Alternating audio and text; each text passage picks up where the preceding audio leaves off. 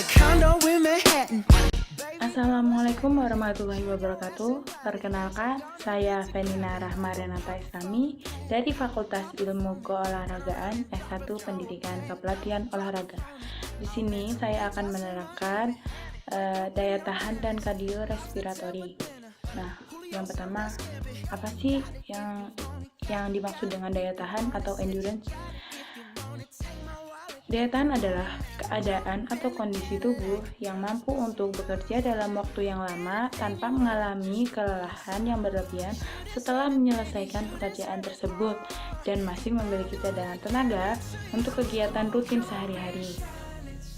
Para ahli memberikan definisi atau pengertian tentang daya tahan seperti Harrison menyatakan bahwa daya tahan adalah suatu keadaan atau kondisi tubuh yang mampu untuk bekerja untuk waktu yang lama tanpa mengalami kelelahan dan berlebihan setelah menyelesaikan pekerjaan tersebut. Lalu, kardiorespiratori adalah gabungan dari kardiovaskular dan respirasi.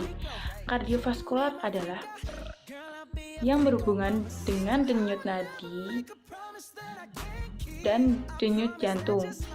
Nah, denyut jantung adalah jumlah denyutan jantung per satuan waktu, biasanya per menit. Denyut jantung didasarkan pada jumlah kontraksi ventrikel atau bilik bawah jantung. Denyut nadi adalah denyutan arteri dari gelombang darah yang mengalir melalui pembuluh darah sebagai akibat dari denyut jantung. Respirasi adalah pertukaran oksigen dari karbon dioksida dari bahasa Latin re atau lagi, respirasi atau bernafas yang artinya bernafas lagi. Pengertian daya tahan ditinjau dari kerja otot adalah kemampuan kerja otot atau sekelompok otot dalam jangka waktu tertentu, sedangkan pengertian daya tahan dari sistem energi adalah kemampuan kerja organ-organ tubuh dalam jangka waktu tertentu. Istilah ketahanan atau daya tahan dalam dunia olahraga dikenal sebagai kemampuan peralatan organ tubuh olahragawan untuk melawan kelelahan selama berlangsung aktivitas atau kerja. Dalam hal ini, ada dua macam daya tahan, yaitu yang pertama daya tahan umum dan yang kedua daya tahan otot. Daya tahan umum atau general endurance yaitu kemampuan seseorang dalam mempergunakan sistem jantung, paru-paru, dan peredaran darahnya secara efektif dan efisien untuk menjalankan kerja secara terus-menerus dan melibatkan kontraksi sejumlah otot-otot dengan intensitas tinggi dalam waktu yang cukup lama. Dan yang kedua, daya tahan otot atau local endurance, yaitu kemampuan seseorang dalam mempergunakan ototnya untuk berkontraksi secara terus-menerus dalam waktu yang relatif lama dengan beban yang tertentu. Nah, faktor-faktor yang mempengaruhi daya tahan ada yang pertama, genetik, yaitu tipe serabut otot yang dominan adalah jenis otot slow twins fiber atau jenis serabut otot merah atau otot lambat.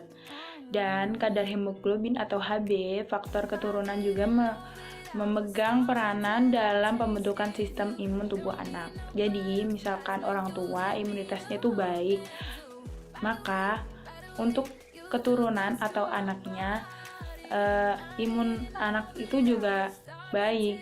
Jadi tergantung pada keturunan juga. Orang tua dengan imunitas tubuh baik lebih berpeluang menurunkan anak dengan kualitas yang kurang lebih sama. Jadi bisa Anda bayangkan secara fisik atau finansial betapa beruntungnya keluarga atau orang tua yang turun-temurun memiliki imunitas tubuh yang terpelihara baik. Daya tahan kardiovaskuler dipengaruhi oleh faktor genetik, yaitu sifat-sifat spesifik yang ada dalam tubuh seseorang sejak lahir. Penelitian dari Kanada telah meneliti perbedaan kebugaran aerobik di antara saudara kandung atau dizigotik dan kembar identik atau monozigotik, dan mendapati bahwa perbedaan lebih besar daripada saudara kandung daripada kembar identik. Pengaruh genetik pada kekuatan otot dan daya tahan pada umumnya berhubungan dengan komposisi serabut otot yang berdiri dari serat merah dan serat putih. Seseorang yang memiliki lebih banyak atau lebih tepatnya melakukan kegiatan bersifat aerobik, sedangkan yang lebih banyak memiliki serat otot rangka putih lebih mampu melakukan kegiatan yang bersifat anaerobik. Demikian pula, pengaruh keturunan terhadap komposisi tubuh sering dihubungkan dengan tipe tubuh. Seseorang yang mempunyai tipe endomorf atau bentuk tubuh bulat dan pendek cenderung memiliki jaringan lemak yang lebih banyak bila dibandingkan dengan tipe otot ektomorf, bentuk tubuh kurus dan tinggi. Umur mempengaruhi hampir semua komponen kesegaran jasmani. Daya tahan kardiovaskuler menunjukkan suatu tendensi meningkat pada masa anak-anak sampai sekitar 20 tahun dan mencapai maksimal di usia 20-30 tahun. Daya tahan tersebut akan makin menurun sejalan dengan bertambahnya usia, dengan penurunan 8-10% dekade untuk individu yang tidak aktif, sedangkan untuk individu yang aktif penurunan tersebut 4-5% per dekade. Peningkatan kekuatan otot pria dan wanita sama sampai usia 12 tahun. Selanjutnya, setelah usia pubertas, pria lebih banyak peningkatan kekuatan otot. Maksimal dicapai pada usia 25 tahun yang secara berangsur-angsur penurunan, dan pada usia 65 tahun kekuatan otot hanya tinggal 65-70% dari kekuatan otot sewaktu berusia 20-25 tahun. Yang ketiga, yaitu kegiatan fisik. Kegiatan fisik sangat mempengaruhi semua komponen kesegaran jasmani. Latihan bersifat aerobik yang dilakukan akan meningkatkan daya tahan kardiorespirasi, dapat mengurangi lemak tubuh.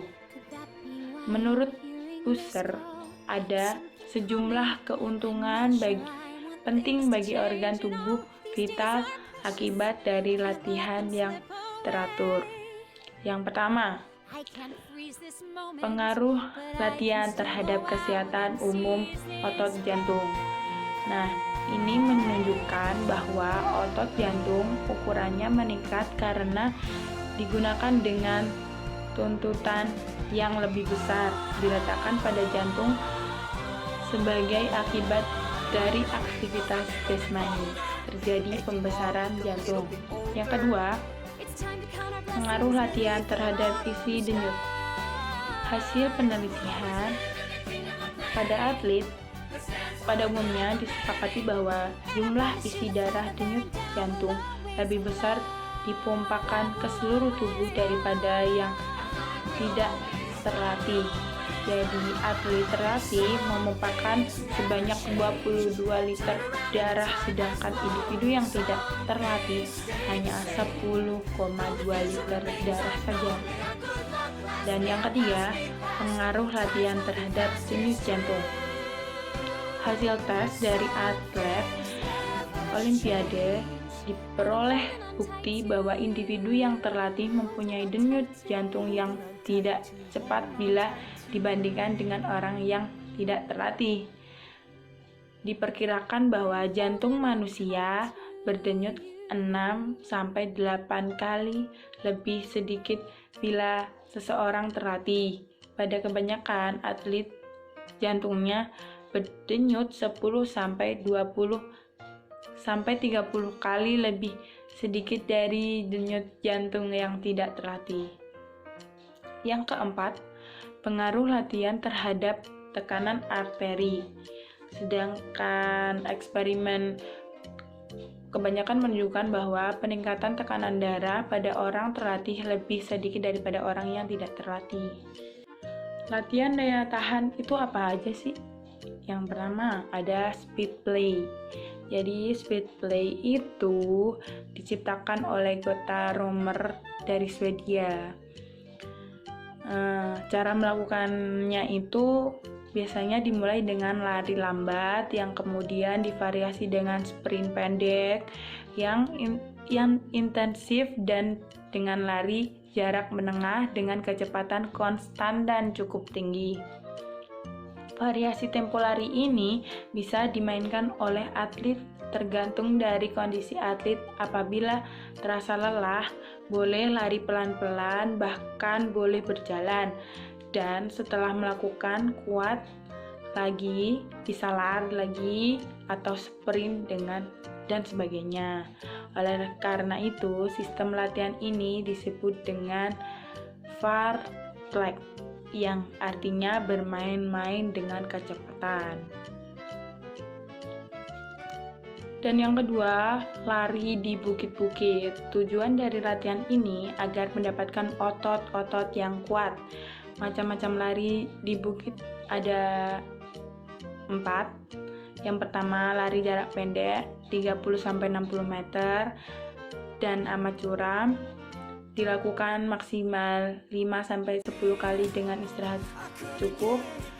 Ini digunakan untuk memperbaiki tenaga dan daya kecepatan. Yang kedua, lari jarak sedang 60-80 meter, tidak dilakukan di bukit yang terlalu curam. Jarak pelari yang satu dengan yang lain cukup dekat. Latihan dilakukan secara 10-12 kali tanpa istirahat untuk pemulihan tenaga secara sempurna, tetapi cukup memberikan tenaga, kecepatan, dan daya latihan aerobik. Dan yang ketiga, latihan jarak panjang 100-150 meter melalui lereng-lereng yang curam. Nah, ini jarak pelari yang satu dengan yang lainnya berdekatan, tetapi tanpa rasa ketegangan yang berlebihan. Dilakukan 15-20 kali, diselingi dengan istirahat yang pendek tetapi aktif. Hal ini akan menambah daya tahan tubuh.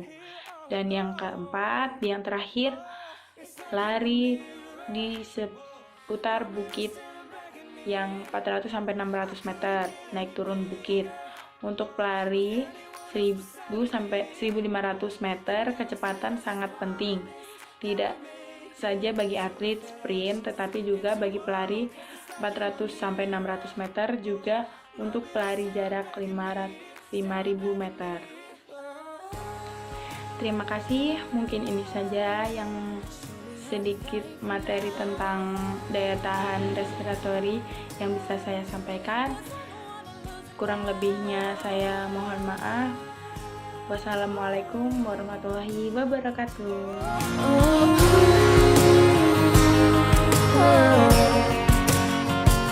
It's like you're my mirror.